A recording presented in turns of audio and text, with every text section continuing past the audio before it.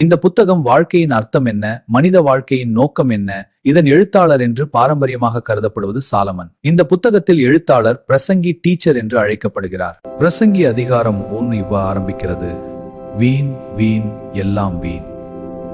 மனிதர்கள் வேலை செய்கிறார்கள், பணம் சம்பாதிக்கிறார்கள், புகழ் தேடுகிறார்கள். ஆனால் வாழ்க்கை மாறாமல் தொடர்கிறது.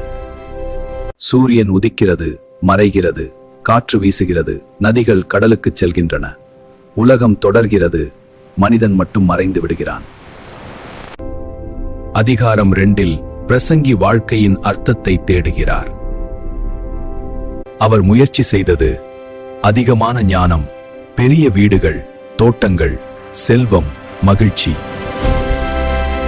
பிரசங்கியின் அறிவுரை: உலகின் செல்வம், ஞானம், இன்பம் எல்லாம் மிகவும் தற்காலிகம்.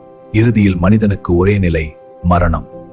அதிகாரம் 3 சொல்லுகிறது: ஒவ்வொன்றுக்கும் ஒரு காலம் உண்டு. பிறக்கும் காலம், மரிக்கும் காலம், அழும் காலம், சிரிக்கும் காலம்.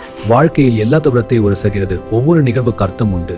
வாழ்க்கையில் எல்லாவற்றுக்கும் ஒரு சரியான நேரம் இருக்கிறது. கடவுள் உலகத்தை ஒரு திட்டத்துடன் நடத்துகிறார். ஒவ்வொரு நிகழ்வுக்கும் அர்த்தம் உண்டு.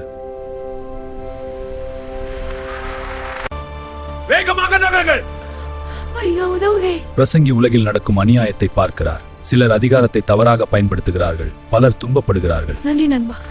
அவர் சொல்கிறார்: தனியாக இருப்பது நல்லது அல்ல. இருவர் ஒருவரை விட நல்லவர்கள், ஏனெனில் ஒருவர் விழுந்தால் மற்றவர் உதவுவார். அதிகாரங்கள் 5-6 சொல்லுகின்றன: பணம் அதிகமாக இருந்தாலும் மனிதன் முழுமையான திருப்தி அடைய முடியாது. பிரசங்கி கூறுகிறார்: கடவுள் கொடுத்ததை மகிழ்ச்சியுடன் அனுபவிக்க வேண்டும். அதிகாரங்கள் 7-8 வாழ்க்கையை பற்றிய ஞானங்களை கூறுகின்றன. துன்பம் மனிதனை கற்றுக் கொடுக்கும். கோபம் மூடத்தனத்தின் அடையாளம்.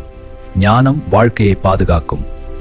அதிகாரங்கள் 9-10 கூறுகின்றன: வாழ்க்கையில் பல விஷயங்கள் நம்மால் கட்டுப்படுத்த முடியாது. வேகமானவரெல்லாம் வெற்றி பெற மாட்டார்கள், புத்திசாலிகள்லாம் பணக்காரர்கள் ஆக மாட்டார்கள். வாழ்க்கை பல நேரங்களில் எதிர்பாராததாக இருக்கும். அதிகாரம் 11 சொல்லுகிறது: உழை, நல்ல செயல்களை செய், வாழ்க்கையை மகிழ்ச்சியுடன் வாழ், ஏனெனில் எதிர்காலம் தெரியாது. இளமையில் உன் படைத்தவரை நினை, ஏனெனில் வயது அதிகமான பிறகு வாழ்க்கை சிரமமாக இருக்கும். பிரசங்கி புத்தகத்தை ஒரு பெரிய முடிவுடன் முடிக்கிறார்: கடவுளை பயந்து அவரது கட்டளைகளை காப்பாற்று. இதுவே மனித வாழ்க்கையின் முழு கடமை. பிரசங்கி சொல்லும் முக்கிய உண்மை: உலக விஷயங்கள் எல்லாம் தற்காலிகம். செல்வம் நிரந்தர சந்தோஷம் தராது.